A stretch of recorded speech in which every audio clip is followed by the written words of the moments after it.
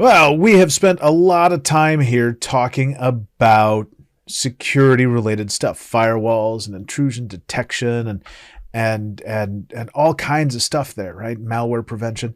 Now it's time to kind of change direction a little bit, and we're going to start thinking about services that we can provide with NSX. And these are just going to be different network services that are going to be useful in various places in your infrastructure. So we're going to talk about network address translation, or NAT. We're going to talk about DHCP and DNS. We're going to talk about VPNs. We're going to talk about the advanced load balancer, right? So that we've got load balancing services available to us. But this video is just NAT, right? We'll get into the other stuff in additional videos in this series. Now, what do we have going on here with NAT? Well, we're going to talk about why we have it, what it does, and how it kind of works. And we'll talk about NAT 6.4 a little bit as well. Now, we're also going to get into a stateful active discussion here. This is new in NSX 4. So, we have source and destination NAT 6.4, right? These are traditionally, or not traditionally, these are stateful services. And traditionally, we run those on our active standby gateways. And if you remember back to our HA discussion, well, we talked about active, and active standby. And we said, well, stateful services have to run on active standby. Stateless are going to run on active. Well, that I don't quite want to say that's a lie, because it's not quite a lie. But here at NSX4, we've got another capability available called stateful active.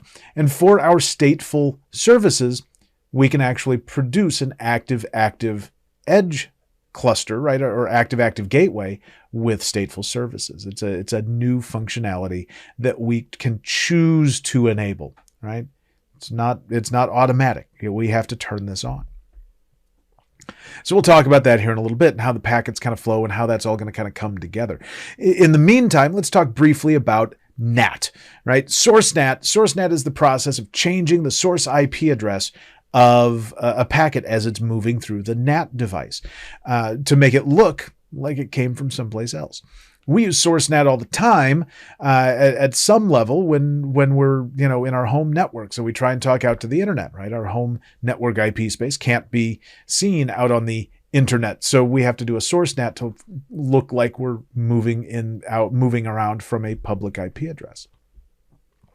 So source NAT is going to allow us to look like the packet leaving a system and headed someplace else came from someplace that it didn't come. Destination NAT, by contrast, is bringing a packet into a destination IP address only to have a NAT device catch it and say, well, that's not actually where this packet is destined. Let me rewrite the destination IP address and forward the packet onto the right spot. Right? Load balancers are a great use case of destination NAT, because I'm sending my traffic to a virtual IP address, which is not the IP address of the server that I'm going to use on the back end, right? So the load balancer does a destination NAT and forwards the packet on.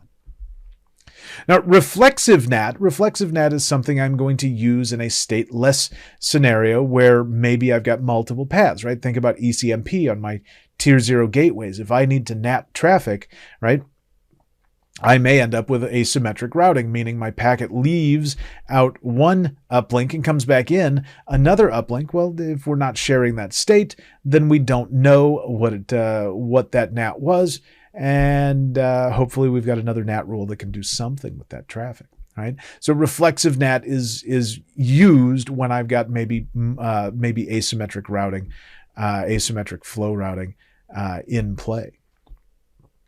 Now, configuring NAT, right? I can go into my NAT header in my networking UI, and I can go in and start creating rules. Now, I want to make sure I select the right gateway. This is a big thing, right? I go and select my gateway and add a NAT rule. And as I'm adding the NAT rule, this is where I'm going to get to choose if it's source NAT, destination NAT, what have you.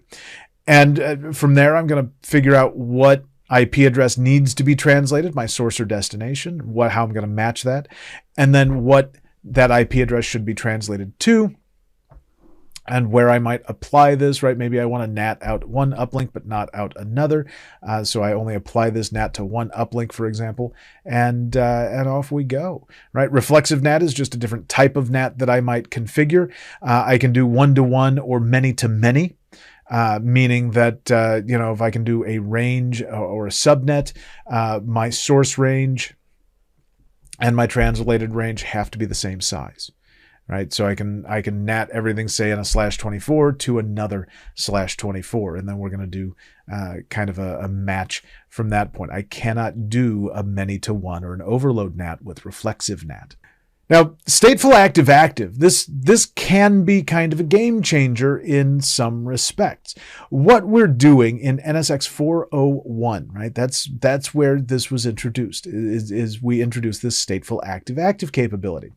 And this is going to allow us to provide active-active, equal cost multipathing, all that kind of stuff, and stateful services together at the cost of a bit of complexity, and what may ultimately be less than optimal packet flow in some cases, certainly not in all. Let's walk through what's actually going to happen, because I know this diagram is there's kind of lines going all over the place and jumping through all kinds of things.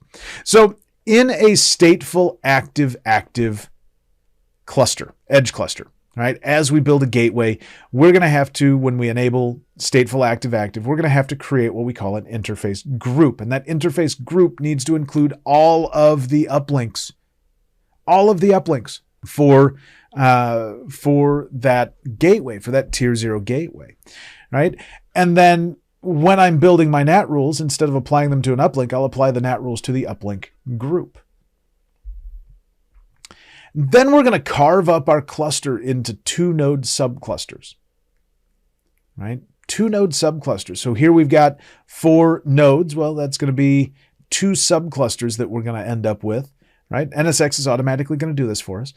And then when a flow gets hashed out, it'll get pinned to an edge node, an uplink essentially. And traffic will always flow in and out of that uplink, even if it comes in asymmetrically. Notice that the flow going out moves through the service router on edge 4, but the flow coming back in comes in through edge 3. Well, we've got some interfaces on the edge that are automatically going to be created, some shadow interfaces and backup interfaces. And we're going to, when that packet comes in, that packet and that flow comes into edge 3, we're going to toss it over to edge 4. So because edge 4 is where the state is maintained for that NAT flow. So we're going to move packets around inside the edge cluster to process them on the active edge for that flow, right? So every edge is active, but flows are assigned to individual edges. I can toggle stateful active on, in my gateway configuration, say my tier 0 gateway configuration, if I set that for active. I can turn this on, but we get the note that says, once you turn it on, you cannot turn this back off. This is a permanent thing, right? If I want to disable stateful active services on this gateway, I want to go back to, state less active, or I want to go to stateful active standby, whichever I want to change to, I have to destroy this gateway and recreate it. So understand that once I turn this on, there's no going back, right? Then I go and configure my interface group. So I can do that. I simply assign all of my uplink interfaces to the interface group, and I save that configuration. And then when I configure my NAT rules, I need to choose the interface group to apply them, right? If I apply them to individual interfaces, well, that's not going to work for stateful active. So I've got to configure my NAT rules properly as well. NAT 6.4 is another really neat capability where if I'm migrating to, say, IPv6, I can build out most of my stuff for IPv6, and if I still have some holdouts, some legacy type applications that don't have IPv6 compatibility, well, I can drive traffic through a tier 0 or a tier 1 gateway with a NAT 6.4 rule and translate from IPv6 to IPv4. Now, this is an active standby service. NAT 6.4 does not work with stateful active. right? If I need NAT 6.4, my gateway needs to be in active standby mode. So we've got that to think about. My servers and my clients, they don't know this is even happening. They don't know it's there. So we can do all kinds of cool stuff here. Now, I'm going to create NAT 6.4 rules in a slightly different place than my regular source and destination reflexive NAT rules. If you noticed on the NAT UI, over near the upper right, there's a little drop-down menu called View. And it just said NAT earlier. Well, here we can drop that down, change that menu to NAT 6.4, where I can then specify the IPv6 address that I'm listening for. I can specify the IPv4 address that my client will be mapped to and where we're going to send that IPv4 packet. We can also apply this rule to an interface. We can apply it to a tag, something like that, if we want to be particular in where this is applied. So we've got a lot of NAT capabilities now, and when it comes down to it, stateful active-active gives us a lot of flexibility, not just for NAT. So let's go in and play with NAT a little bit. Lab 17 gives us an opportunity to go back into a live lab and build out. We're going to build out a gateway. We're going to build out a segment. We're going to attach a virtual machine. We're going to test NAT, right? We're not going to do NAT 6.4. We're not going to do stateful active-active, but we will see NAT at play. And, this is a really fun lab. So go ahead and do lab 17. We'll come back here in a couple of minutes and wrap this lesson up. All right. So we played with NAT. It's not that difficult to work with. It's pretty straightforward. NAT is great. NAT 6.4 is great. Stateful active-active services are great. Now, remember, we talked about stateful active-active in the context of NAT rules, but we also support a number of other capabilities in stateful active-active, DHCP servers, DNS servers, gateway firewall, things like that. There's a bunch of stuff that we support stateful active-active for. So, almost everything that we support active standby, stateful, right? With the exception of NAT 6.4. So let's come back, talk about some more services. We've got DHCP and DNS coming up next. See you there.